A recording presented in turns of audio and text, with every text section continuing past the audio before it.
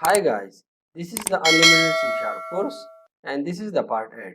And this video you will learn if, else if and else statement and C Sharp. C Sharp provides many decision making statements that are used to control the flow of execution and perform various actions. Here you will learn about if, else and nested if else statement to control the flow based on the condition. The if statement used to conditionally execute the block of code based on a Boolean expression.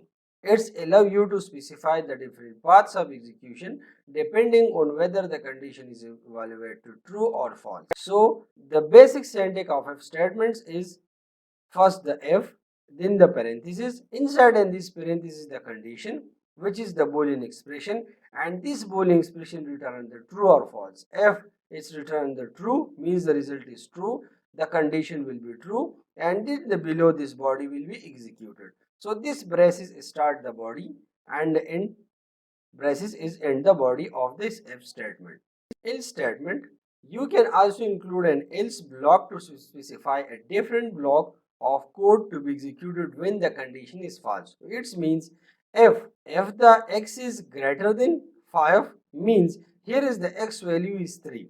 So means if the if condition is false, so then the else part, the else body will be executed. If the condition is a false means the Boolean expression return the false. So then the else part will be executed. So else statement, you can also include an else block to specify a different block of code to be executed when the condition is false.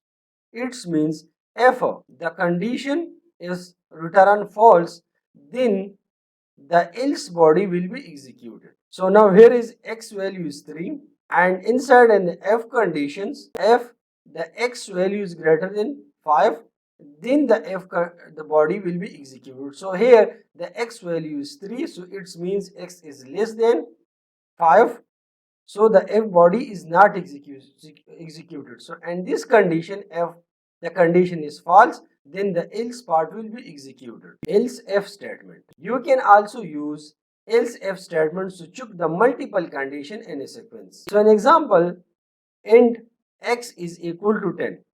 So if x is greater than 10, so is the condition is false. Means x is equal to 10, it is not greater than to 10. So the if condition is false. Then next is else if. So else if x is less than 10, so this condition is also false. So in this condition the else part will be executed. So if you like the video, please subscribe the code is Ilyasoft.